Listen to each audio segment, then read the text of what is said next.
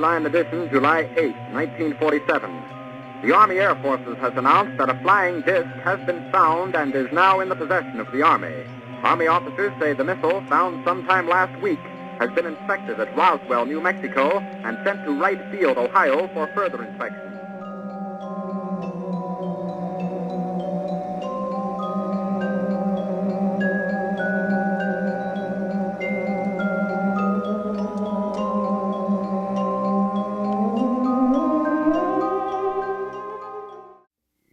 The time is late December 1947.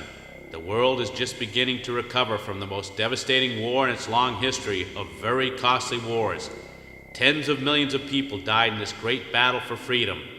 Despite complete victory by the Allied nations over the forces of tyranny in the middle of the 20th century, peace is by no means a certainty. Powerful nations who just a few short years ago stood solidly together against those dark forces of repression are already deeply suspicious of their former allies' intentions.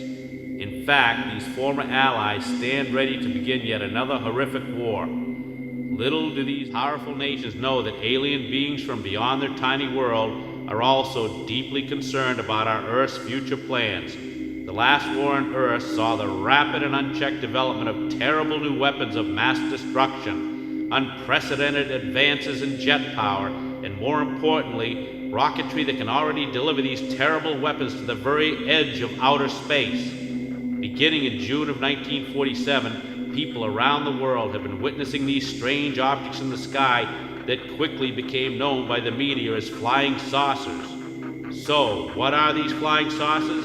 From where do these flying saucers come? Are they friend or are they foe? People everywhere anxiously await the answer. The stage is now set for Earth to receive its first verified visitor from space.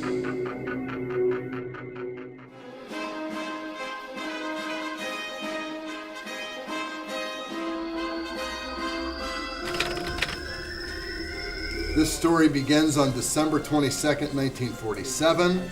A flight of Kentucky Air National Guard F-51 Mustangs encountered a strange flying craft over the skies of the Bluegrass State. Godman Tower, this is Bloodhound Leader. Over. Go ahead, Bloodhound Leader. Over. I've sighted the object. I estimate it to be approximately, 5 miles northeast of our current position and on the move. Bloodhound flight is closing in. Over. Roger, Bloodhound Leader. We have you and the object on radar. Please give us a description of the object. Over. Given my estimated distance, the object appears quite large. It is bright white and appears to have a reddish flame at its tail, trailing a green gas. Over. Bloodhound Leader, do you believe it is a meteor? Over. The object is moving at a high rate of speed, but I don't believe it's fast enough to be a meteor. It appears to be maneuvering, as if it is a controlled flight. Over. Copy that, Bloodhound Leader. Bloodhound flight is to maintain safe distance and stand by. Over. Roger, Godman Tower. Standing by. Rest assured, what I am about to report to you is absolutely true.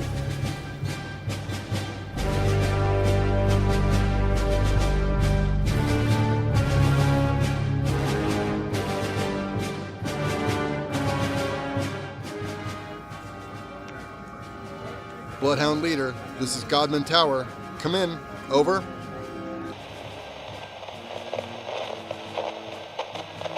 Bloodhound Leader, this is Godman Tower. Do you copy? Over. Come in, Bloodhound Leader. This is Godman Tower. Over. Godman Tower, this is Bloodhound 2. I had a visual on Leader following the object in rapid ascent. Roger, copy, Bloodhound 2. What is Bloodhound Leader's status? Over. My witnessed a large fireball. Now don't spot anything. Nothing. Over. Roger, Bloodhound 2, stand by. You'd better get General Fogarty on the line right away.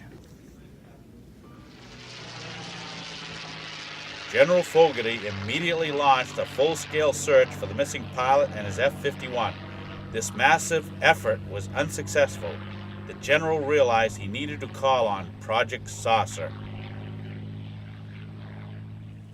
Colonel, thanks for having me here. So let's get down to business. Do you really believe in any of this crazy flying saucer stuff that, you've been telling me about, Colonel Hallis? Well, Dutch, I know you've got a job to do, but so do I. And honestly, it doesn't really matter what I believe. I do know that my crews and I saw those Foo Fighters during the war, and they were very, very strange. And now it's our job to investigate these things that are being called flying saucers. But Colonel, don't you think they shuffled you off to this little crazy desk job just to get you to finally retire from the new U.S. Air Force? Well, that may be, but that's the life I chose a long time ago, Dutch. Well, surely you don't take any stock in these reports about the flying saucers. I mean, it's a bunch of otherwise normal people who are just trying to make a name for themselves. Well, I understand there's a lot of questions about it. That's why our team is investigating this. But I will tell you this. Our team has investigated... Oh, excuse me, Dutch. Project Saucer, this is Colonel Hallis. We have a problem, Hallis. We lost a Kentucky Air National Guard pilot chasing some kind of object over northern Kentucky. When did this happen, General Fogarty? About 3 hours ago. The details are very sketchy. What's the status of the F-51 pilot, sir? His status is unclear. Well, unclear? What does that mean, sir, unclear? Exactly that, Colonel Hallis. Unclear. Well, shouldn't this be a job for the regular Air Force, sir? I would have called him if I thought so, Colonel Hallis. We aren't sure what we're facing here. It's your job to find out when we can get you your team there. Yes, sir. I understand. I can have a team assembled and we can be in Cincinnati in 2 days. Make that 1 day, Colonel.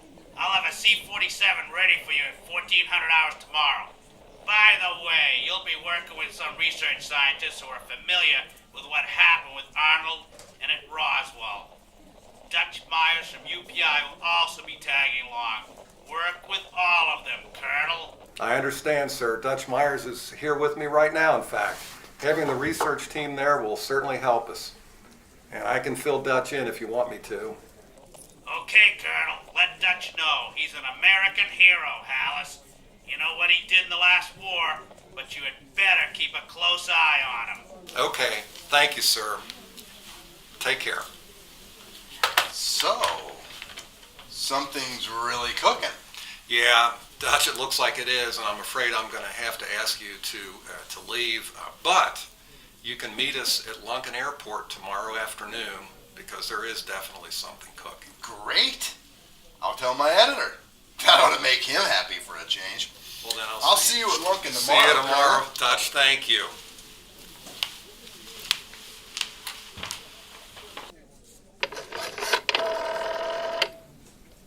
Sergeant Murdoch, can you come into my office, please?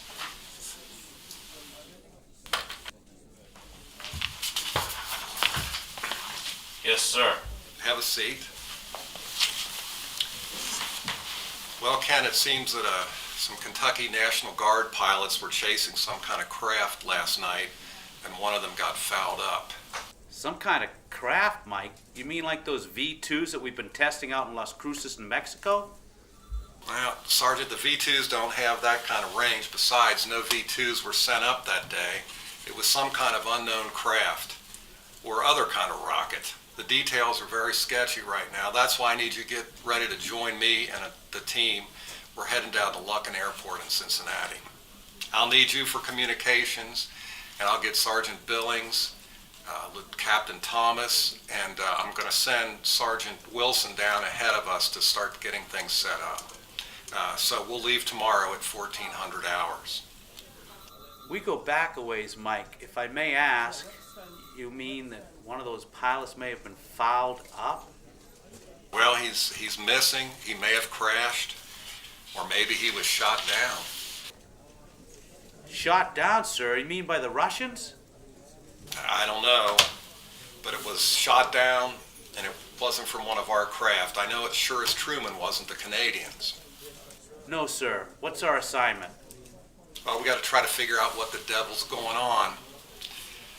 So let's get moving on the double. Yes, sir. And a very Merry Christmas to you, Sergeant Murdoch.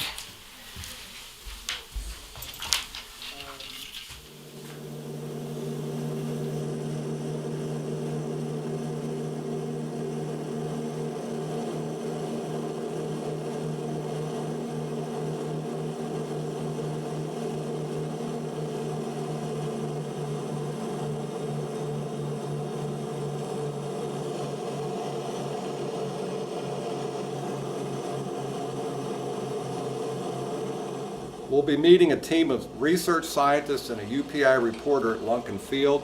Jack Wilson's joining us there too. The scientists have been studying events in Mount Rainier and Roswell. They're supposed to be the best, and the reporter is Dutch Myers. Oh yeah, and the scientists are best at what, Colonel? Yes, sir. I sure am looking forward to tripping over a bunch of crackpot civilians. Let's hope they're not crackpots, Ken. Besides, your job is to keep us in communication with General Fogarty at Wright Field. These crackpots, as you call them, shouldn't be getting in your way. I'll see to that, Sergeant Murdoch.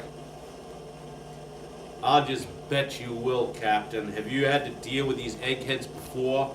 Because I have. They're a handful. And why do we have Dutch Myers there? Well, because General Fogarty told us so. By the way, Captain Thomas, let's hope your Russian is as good as your resume says it is. Da Kuroshki. Yes, good in Russian. That's my robota job in Russian. 4 years studying Russian language at Ohio University. Oh, you Bobcat, eh? Yes, Sergeant. But Colonel, do you really think we're dealing with the Russians? What's their real Vabros problem in Russian? I don't know that. It's all very strange. I hope not, because otherwise, if they can reach our Midwest with some kind of high-speed craft, to tell you the truth, it will be the least of our concern if your Russian is good or not. But we have to find out either way. Maybe these pilots are chasing a star, or the planet Venus, or reflections on their canopies. Well, that has happened before, sir. Well, I know what we're all thinking. This may be one of those mysterious flying saucers. Yeah, I agree, but we all may be wrong. I'm reading an Air Force publication on those reports of flying saucers. Department of Defense, Office of Public Information, Washington, D.C., the 17th of December, 1947. It's Bulletin 392-67 regarding item 42345 extract 42716. It says the Air Force has discontinued the investigation and evaluation of flying saucers because there's no evidence. The Air Force says the sightings are a result of swamp gas, thermal inversion, mass hysteria, jokes, or just mistaken sightings of conventional aircraft. I guess that explains why we all work for an Air Force unit called Project Saucer, right? Say, Sergeant, what did you say the number on that bulletin was? 392-67 item 42345 extract 42716. Oh, that one. Look, man, the pilot was a World War II veteran. He flew strafing runs on D-Day. We have to assume that he knows or knew what he was doing. Sounds like a tough break. Yep, to survive the war and then... And then what, sir? That's what we need to find out. And please, everyone, let's do our best to get along with the civilian scientist and Dutch Myers, at least until they give us a reason not to.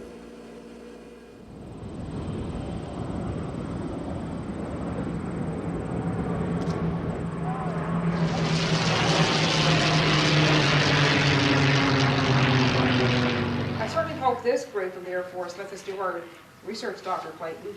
I was given complete assurance that they wouldn't be in our way, Dr. Corrigan.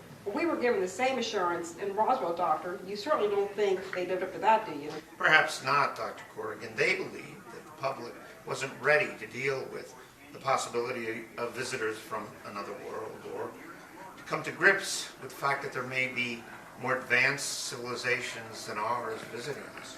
Well, given the last war, it wouldn't take much to find a civilization more advanced than ours. It would seem so, Dr. Corrigan. It would seem so. Either way, we're tasked with giving a full report on what we find to the Majestic 12 group. I hope we're ready for that. Yes.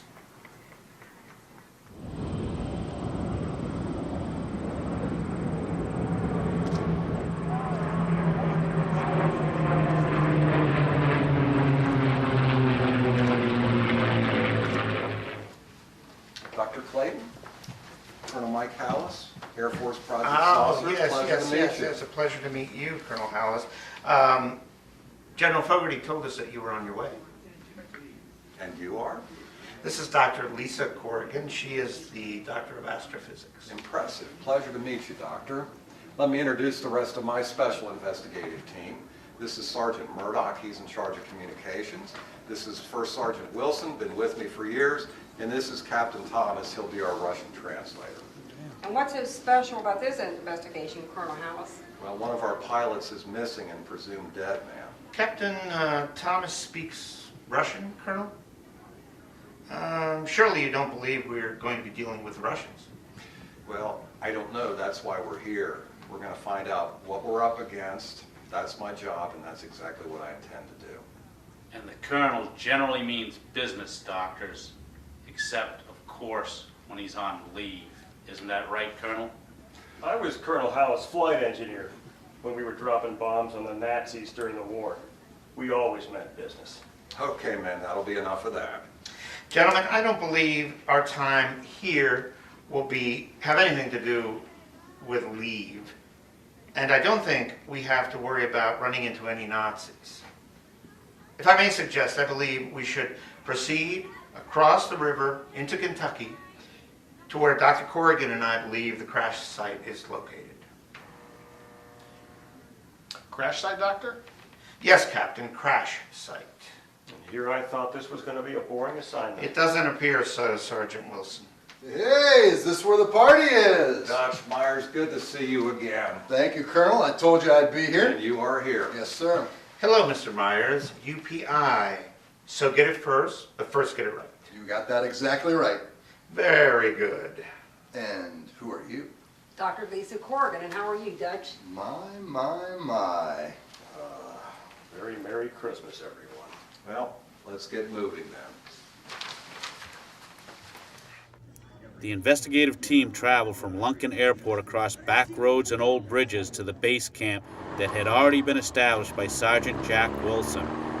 Are we communicating with right field, Sergeant Murdoch? As soon as the vacuum tubes warm up, we're open for business, Colonel. The camp was next to an old country bar called Angelo's Tavern, located in Independence, Kentucky.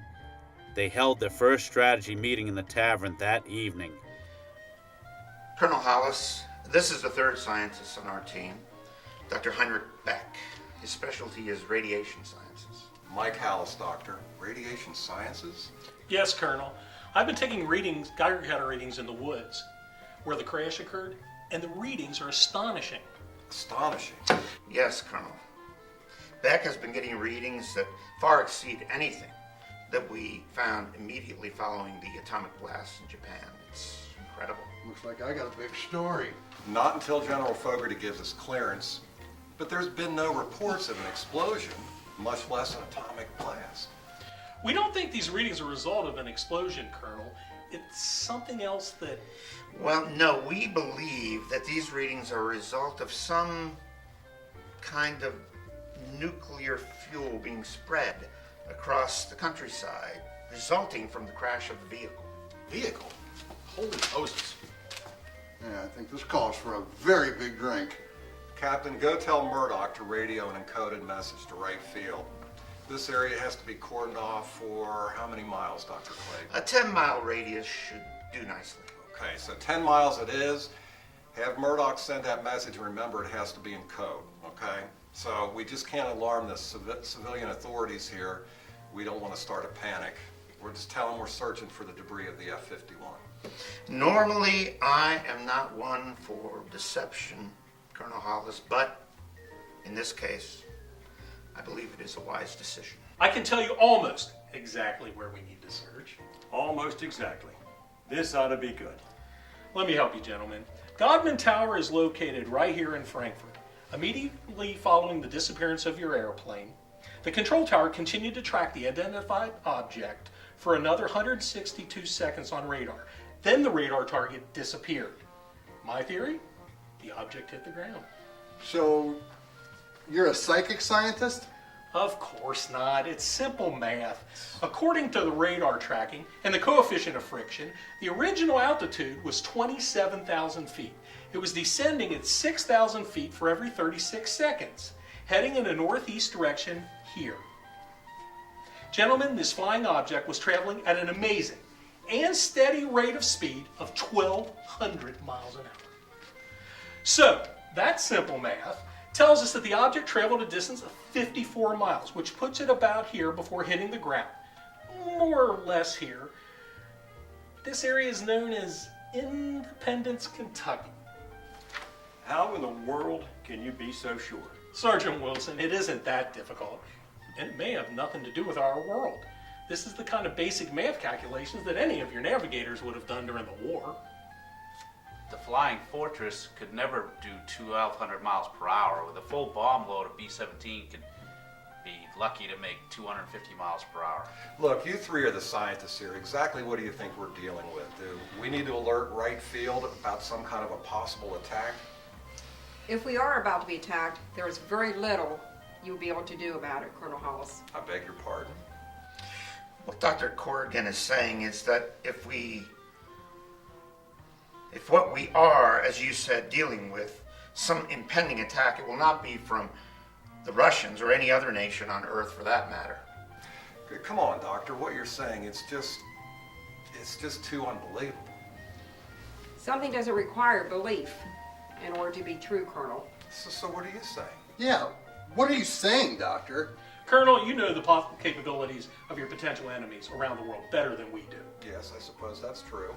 Well, Colonel, are you aware of any nation as flying nuclear-fueled aircraft, or a nation that has craft capable of flying at incredible rates of speed, reported by the Air National Guard pilots? No, but maybe the German scientists rounded up by the Russians at the end of the war. Maybe they developed something. That isn't likely, Colonel. We are many, many years away from the ability to use nuclear fuel in any way in any of our vehicles. And the Germans weren't working on these at the end of the war. Well, what then? We have evidence from our work at Mount Rainier and especially Roswell that Earth is being visited by beings from another planet. That's just too fantastic. It is certainly possible if they are doing it, Colonel. Dr. Beck, I suggest you and I take some radiation readings. Please excuse us, everyone. Yeah, and I think I want to head to the camp for tonight. Maybe they'll let me use the radio. Not until General Fogarty says it's okay, Dutch. Sorry. Colonel Hallis, I'm going to head back to the camp and make sure everything's squared away. Thank you, First Sergeant. Murdoch, get this coded message to right field right away. What's going on, sir? How in the world is the brass going to explain this to the people around here? I mean, isn't it going to set off some alarm bells? Well, I hope not, but maybe alarm bells are exactly what we need. Let me know as soon as you get a reply. Yes, sir, Captain Thomas. General Fogarty ordered the military police to take swift action after he received Project Saucer's request to cordon off the crash site. The military police worked closely with local authorities, and all roads into and out of the designated area were quickly closed. As Napoleon once said, an army travels on its stomach. Sergeant Wilson served up the first meal for the Project Saucer men. The meal included a heaping portion of good old American military wisecracks. Ken, what's going on back there? I think I may be the wrong guy to ask, buddy. I gotta get this message off to the captain. Gotta get a reply to the captain. Are we all set for nightfall here? As set as we can be. Jack, what's for dinner? Spam and beans, boys. Spam and beans. Only the best from the United States Air Force. We are the guys who investigate these non-existent flying saucers. Thanks. And after all, Merry Christmas, guys. You know, these are probably the same ones we've been having since the war. You're gonna love it just like it was Christmas dinner at Mama's house. This is probably food left over from World War II. I wouldn't be surprised. There you go. Welcome to Angelo's. Thank you. Sir, did you fight in the war? Yes, I did. I flew B-17 missions in Europe. The owner thought so. This is on the house for you guys. There's our best Kentucky bourbon. Well, thank you. Thank you very much. You're very welcome. And this is for you, and Merry Christmas Thank to you. you. Merry Christmas to both of you, and thank you for your service, Colonel. Well, you're welcome. Thank you very Thank much. you, sir. Thank you, ma'am. Thank you. How polite for a war hero.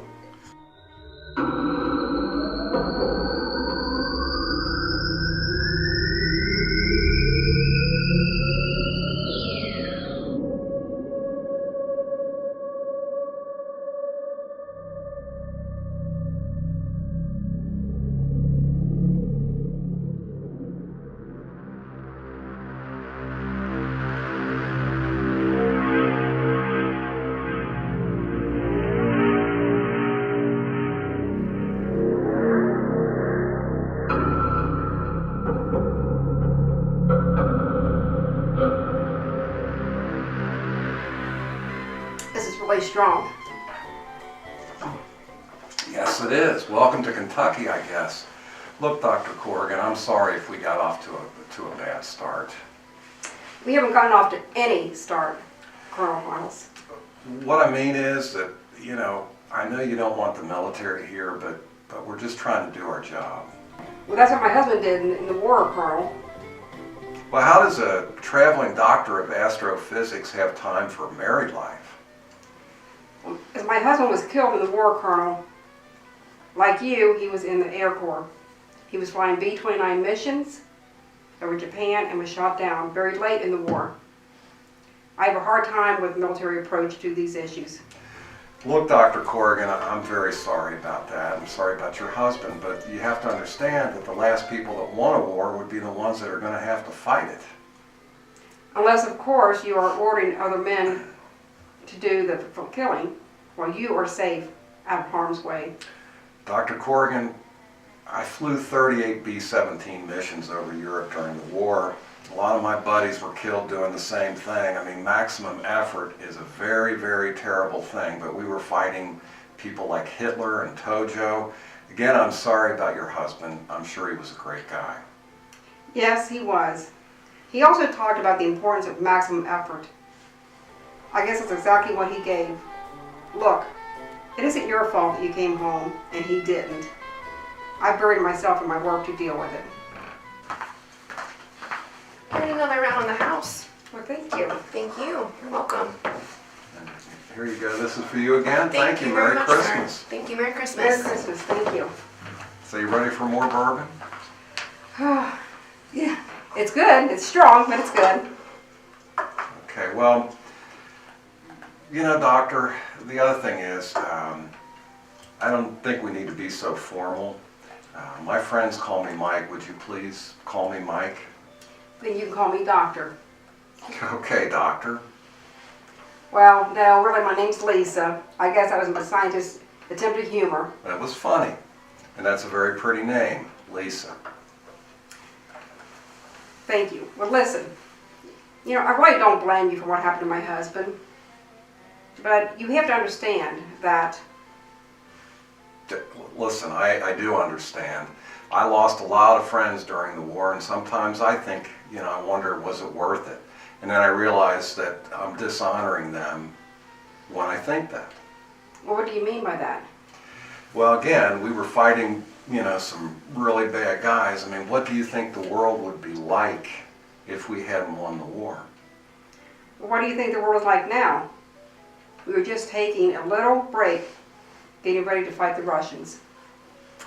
See, that isn't how I see things. The way I see it, it's exactly the opposite of that. Not like before Pearl Harbor. I mean, well then, you know, if we're ready, if we're strong, then no one will dare start another war with us. So maybe we start the war.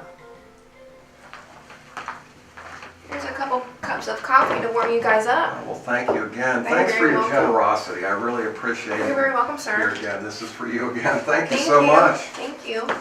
Merry Christmas. Merry Christmas to you, too.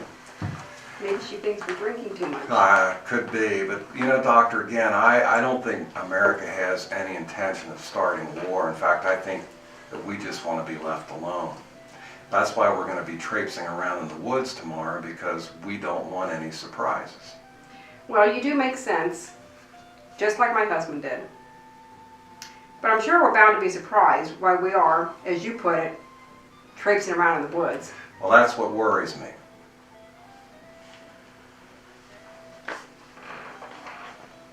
Oh, look, here comes Dr. Clayton. Okay, great. Colonel Hallis would soon have a serious reason to worry. 2 hunters were in the woods searching for the main course for their family's Christmas dinners. They encountered something they would not forget for the rest of their lives.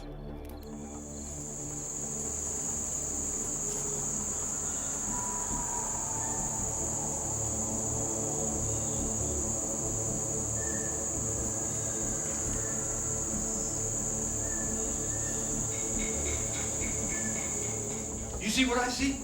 Yeah, but Fanny, what was that? Well, it didn't look like any turkey or deer I ever seen.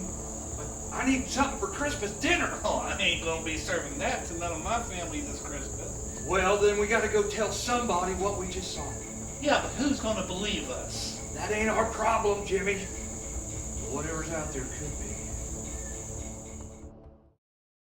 I'm telling you, Major. Captain. It's Captain Jason Thomas, Air Technical Intelligence Center. Okay, Captain. Whatever it was we saw out there in the woods, and we absolutely saw something, you're going to have to figure it out. We were over there in the woods. We're walking through, and it was moving around like from tree to tree. I was the first one to see it. Well, what was it? Well, it was a man, but not a man. Now that doesn't make much sense, fellas. Not a lot about this has made sense so far. Hey, have you guys been drinking? All right, guys, knock it off. Look, if it was a man, but it wasn't a man, then what do you think it was? Well, Major, Captain. It's Captain. Well, Captain, it looked like a big jack-o'-lantern. Oh, come on. Halloween was almost 2 months ago. Hey. What's going on out there? Hey, that thing had a head twice the size of mine. And he's got a big head. Yeah, he does. Come on, what's happening out there? Okay. Let's get these guys some coffee. And then, Murdoch, you better hustle off and get the colonel.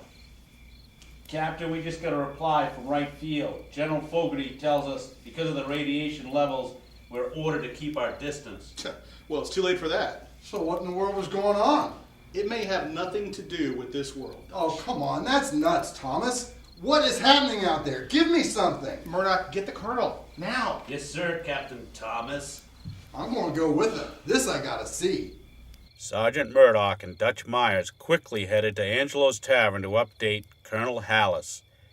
The sergeant was very reluctant to reveal what had been learned from the 2 hunters' strange encounter in front of the scientist.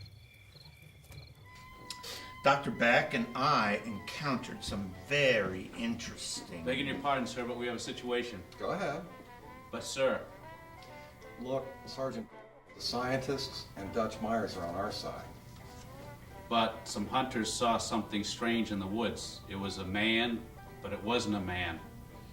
You know, I'm not really in the mood for riddles right now. Was it a man or wasn't it a man? If I may, Colonel, it appears our 2 hunters have had an encounter with a being from another world. It's late, Doctor. Well, we found biological evidence at Roswell, Colonel. Biological evidence of what? Alien beings, Colonel. But they were killed in the crash. Yeah, how come that wasn't reported? Now, that story was debunked. It turned out that was just a weather balloon doing upper atmospheric tests, Dutch. Or so your military colleagues said, Colonel. Assuming this is true, what should we be doing from the perspective of science, I mean? I suggest we get some rest and head into the woods tomorrow morning at first light.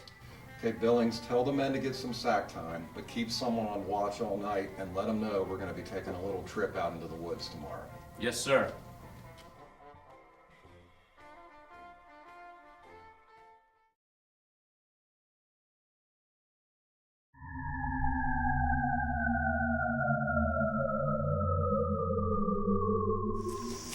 So, Dr. Beck, are we supposed to be heading in this direction according to your calculations? Yes, generally we should be heading southwest. Perhaps I should say we should be heading that direction. And my Geiger counter readings should determine that. I'm not really sure that's a good idea. We came here to get answers, and that's the only way we're going to be able to do it. Well, I'm not even sure I know what the question is now.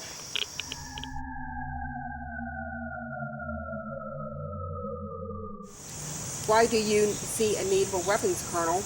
What would you suggest we do if we run into a very angry bear? That's the least of our worries at this point. You have got to be kidding me. Besides, do you plan on killing a bear with a bazooka and a machine gun? It could be a very large bear, ma'am. We'll do whatever it takes. If you gentlemen are finished, shall we proceed? That's great. Okay, let's move out, everybody.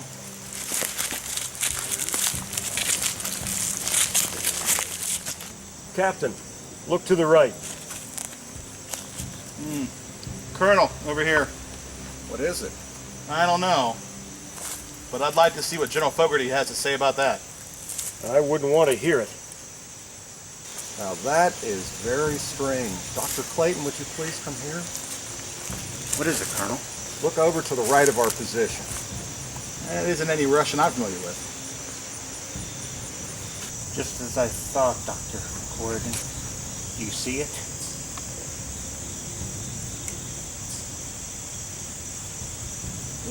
Yes, I see it. We have finally seen a visitor from another world.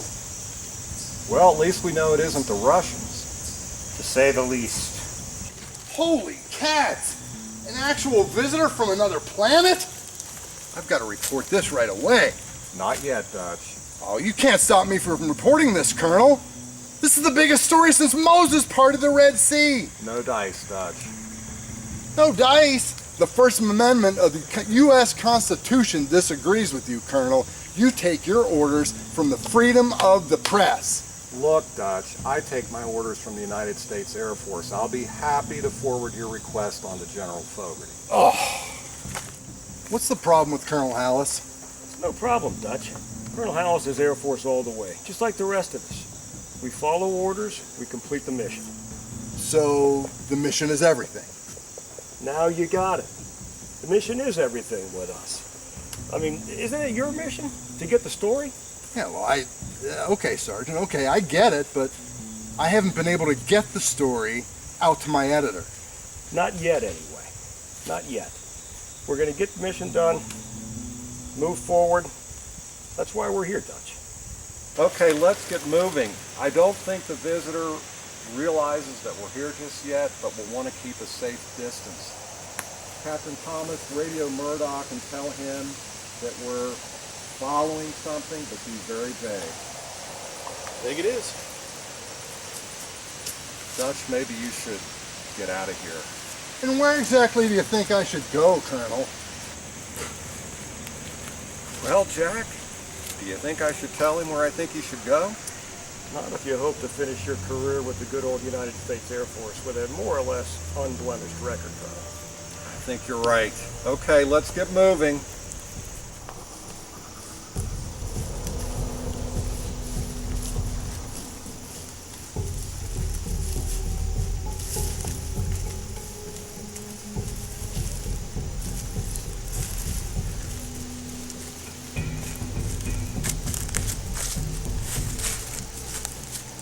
Dr. Clayton, do you hear that low-pitched noise? What is it? I hear it. This is incredible. Well, now we know what the F-51s were chasing. Captain Thomas, radio Murdoch and let him know we've made contact. You remember the shock we felt the first time we saw that Kraut 262, Colonel? I sure do, Sergeant. Well, that doesn't hold a candle to this. No, it doesn't. Oh, you gotta let me come up and get some pictures. Not yet, Dutch. Not yet. Make sure we get that message out, Captain Thomas. Yes, sir, yes. Well, we've made contact. Simple as that. Come on, Colonel, you can't keep this a secret. Not till Let me radio the UPI. Not till General Fogarty says I can, Dutch. This is the greatest discovery in all of mankind's recorded history. You'll get no argument from me on that, Doctor. There's hope for you yet, Colonel. I certainly hope so. The Colonel is one of the most hopeful people I know. Dr. Clayton, our visitor, has been in his craft now for about a half an hour. What do you think he, or whatever it is up to? Well, perhaps he is trying to effect repairs so that the spaceship can return to wherever it comes from. Colonel, there's all kinds of static in the radio. Murdoch's having a hard time talking to us. I'm picking up at the walkie-talkie too. It's almost impossible to understand Murdoch. Murdoch may have his faults just like the rest of us, but that guy sure knows radios. Now it's beginning to make sense. What do you mean, Doctor? Yes, sir. This doesn't make much sense at all. Our visitor has a homing beacon, and it is being picked up by your radios. This is amazing. Doctor, the radiation levels are beginning to rise to very unsafe levels. I just noticed my watch has stopped. It may be best to move back. Yeah, and this compass is spinning out of control, and I've noticed my watch has stopped too. I agree with Dr. Corrigan. I think we better move back. This is getting to be a regular thing. Might I suggest we return to base camp to discuss our next move? Okay, everyone, let's move out. I'll bring up the rear. You don't have to say that twice, sir. Everyone can follow me. I didn't survive D-Day by trying to be a hero.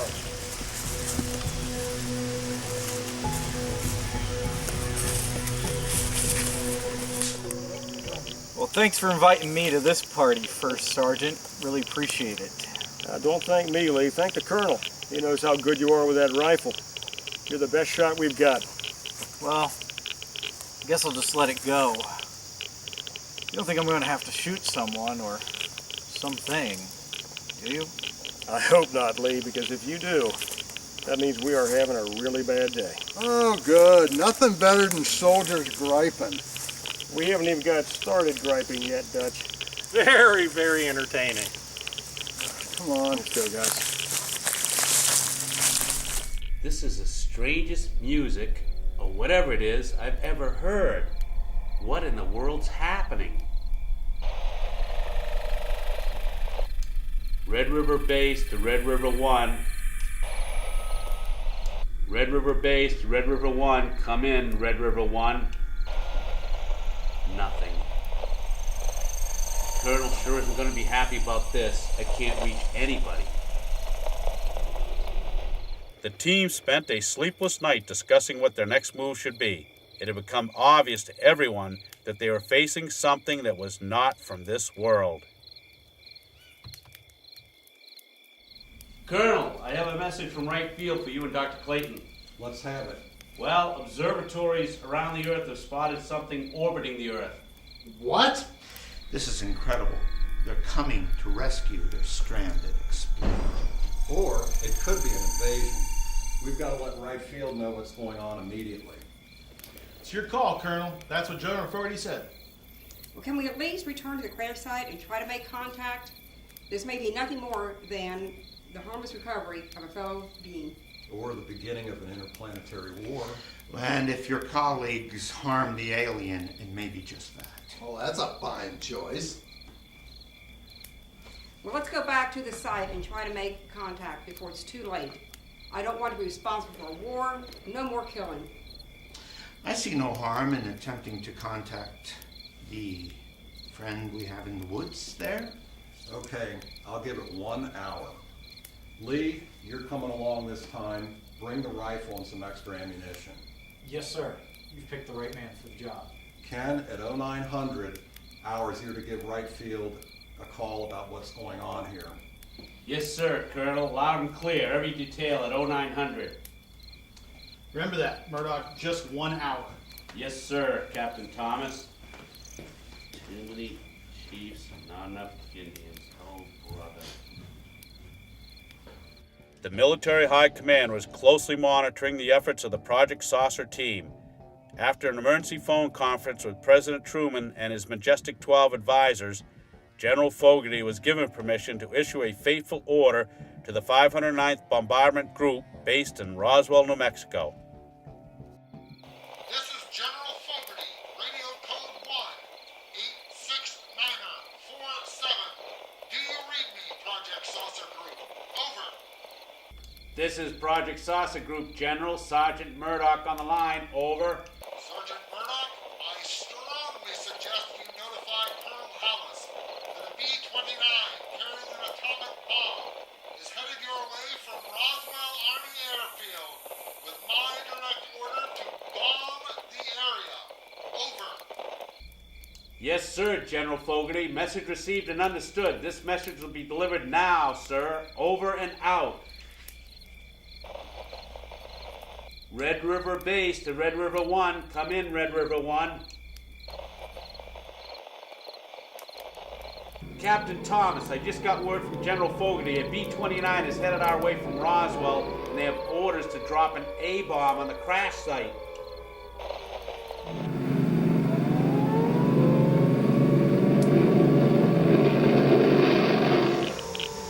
That's outrageous, Colonel.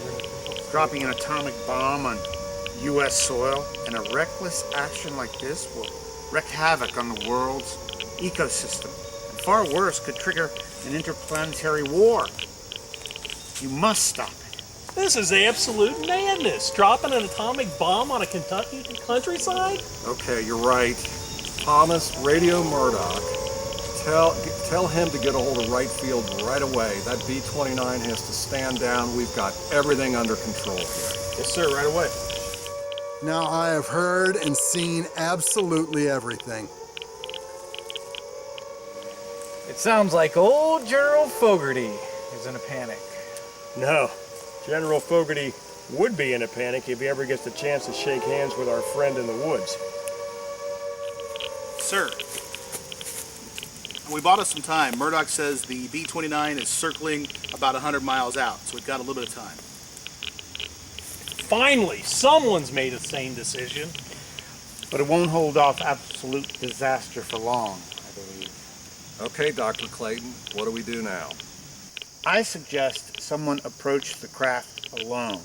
Perhaps our visitor will not be alarmed by one person coming forward. After all, we are alien to the being also. I'll do it, Colonel. No, I'm the language specialist. I suggest you two flip a coin. Tails. Heads. How you flip a coin? You gotta flip it like this. Too late. Somebody's already gone.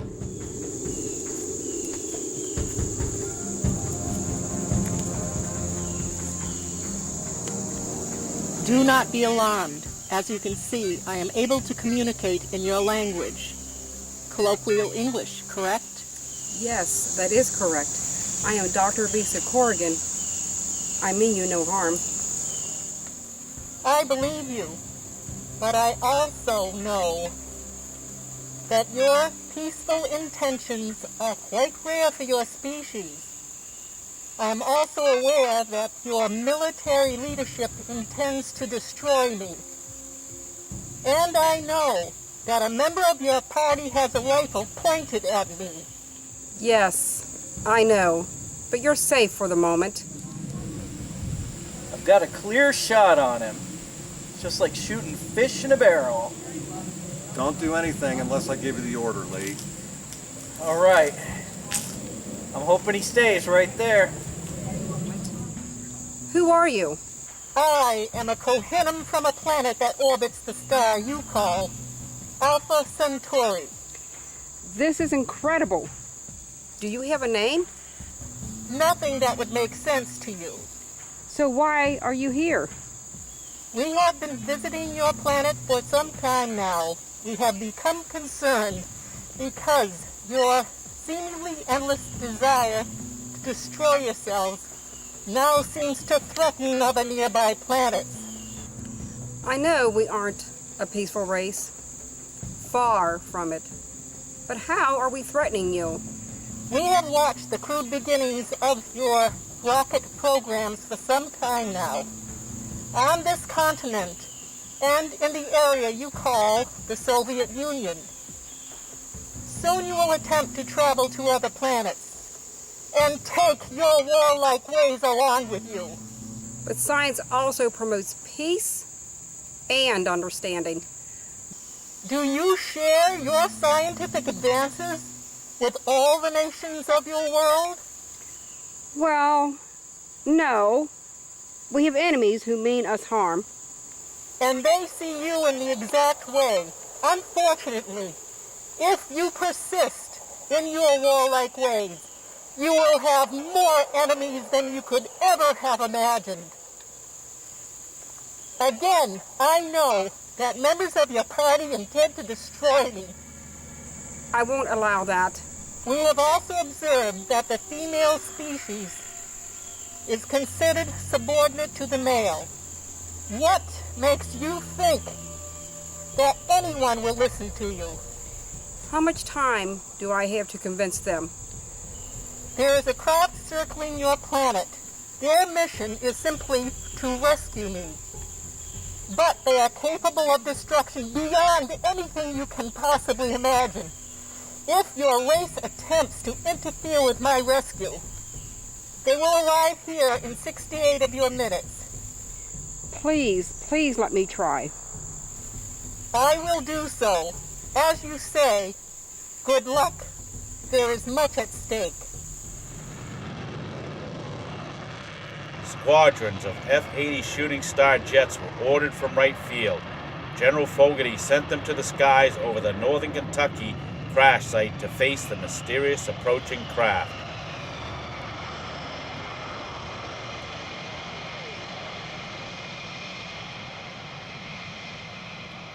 Dr. Corrigan, are you okay? What were you thinking? What happened? Well, I'm okay. Our planet's going to be safe. Just trust me.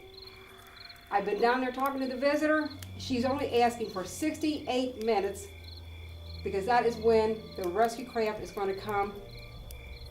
Rescue craft? Yes. Incredible. That explains all of the sightings.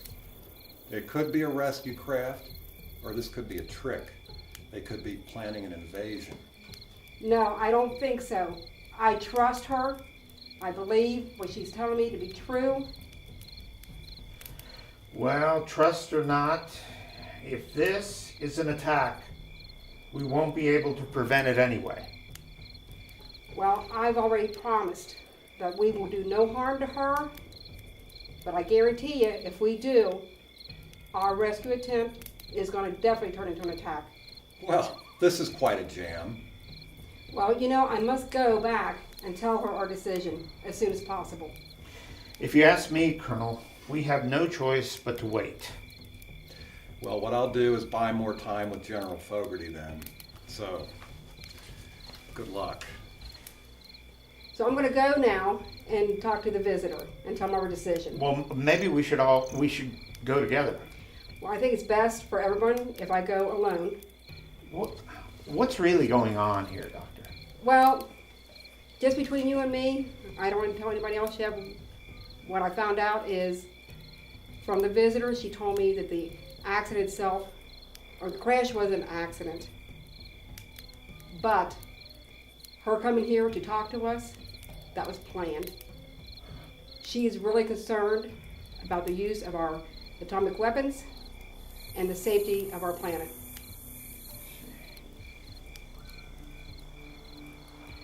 And I'm gonna... Hey, I'm gonna want to talk to you when you get back. If she gets back. Well, Dr. Clayton, I sure hope you were right. We got more time. Well, we're gonna know if I'm right soon enough. Hey, Colonel, you gotta cut me in. You gotta tell me what's going on here. Okay, let me fill you in, Dutch. Red River Base to Red River 1. Come in, Red River 1. Over. Red River Base to Red River 1. Come in, Captain Thomas. Over. Come on, baby. You've got to give Daddy a little help here. Dang it, no dice. Well, I never ducked out of a fight before in my life. Well, looks like this is it. It's either them or me. You know, Colonel, this is such a huge story. I can't wait to get it out to the UPI. I'm sorry, Dutch. I just can't do it. What? You're trying to grow up to be another General Fogarty? Yeah, I am. Thank you. Oh, come on. I kept my word. We're leaving now. Before you leave, Dr. Lisa Corrigan, there is one other thing. Look, it's Dr. Corrigan and someone else. Hey, isn't that the pilot? I think that it is. Oh my gosh, I thought you were lost. I'm so happy to see you. So did I. I don't know how I got here. Holy cow, you gotta let me take some pictures now, Colonel. There's no point in waiting any longer, Dutch. Go ahead. All right. I'll take care of General Fogarty. Well, good luck with that. You both want to get out of here quickly. Stand by to a safe place. Again, good luck. Thank you, Dr. Lisa Corrigan. And thank you for allowing me to work this out. Come on, Captain, let's get out of here. You don't have to ask me twice. Welcome back, son. It's very good to see you. It's great to be here. I don't know where I've been. Do you mind if we check you for radiation? That's a very good idea, Doctor. Hey, I got a few questions for you here too, son. Why don't we go this way? I want to follow them to make sure you can do that.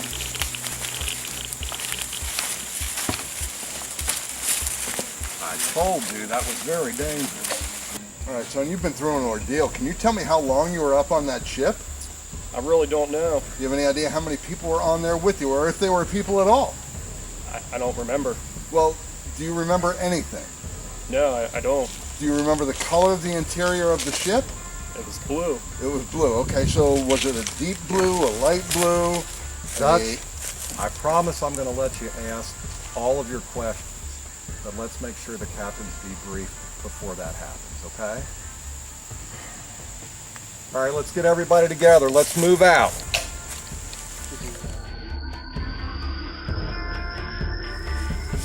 Well, when you were with the alien, did she say anything? Did you learn anything?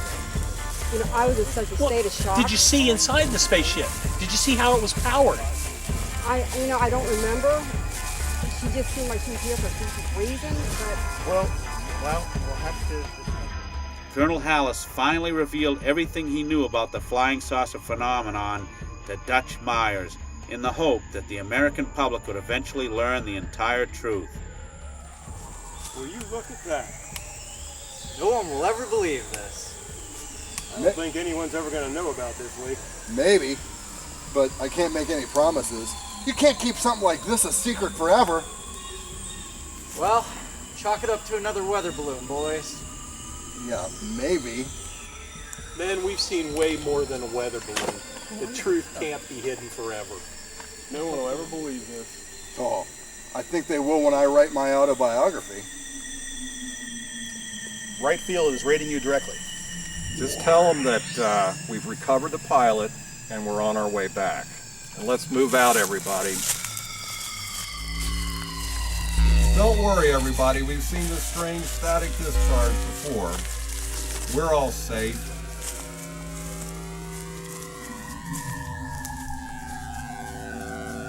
There's no radiation readings.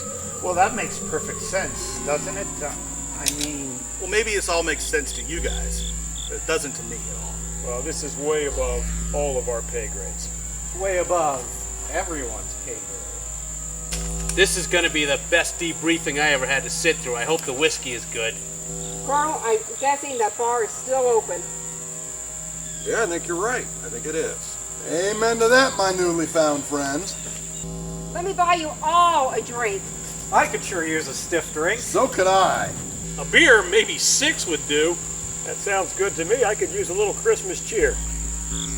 I don't know if that's Air Force regulations, Colonel, but it sounds good to me. I'm perfectly all right with it. Guys, I'm sorry I left my radio, but I thought you could use my help. We're glad you showed up anyway, buddy. I'd sure like to join you. I could use a stiff drink too. Who couldn't use a good stiff drink after what just happened? Oh, include me in that idea. That's one of the few good ideas that I've heard since I've joined this merry band of explorers. In fact, you should include us all. Maybe all join you for a little Christmas cheer, Colonel Hollis? I think we're all thirsty. Absolutely. Well, should we go have that drink now? I wouldn't have it any other way. Let's go. Project Saucer's work was finished, at least for now. But their secret mission would continue. The Air Force team, the scientists, and Dutch Myers would have many more adventures together for the next several years. I assure you, everything I have told you is the absolute truth. Our Earth is definitely being visited by strange beings from another world, or perhaps concerned visitors from our own future. I stake my well-earned reporting reputation on this absolute fact. I have seen it firsthand. I was the fortunate participant who joined in a group of brave military men and brilliant scientists who encountered a strange visitor from what I will carefully describe as someplace else. Do I know where these strange beings came from? No, I do not. No serious person could make such a claim. Can they be visitors from other planets? Of course they can. Could they be visitors from Earth's own future? Again, that is also a possibility. But I know what I saw. You need to know that. What will happen next? Perhaps you need to ask the strange visitor we met in late December 1947.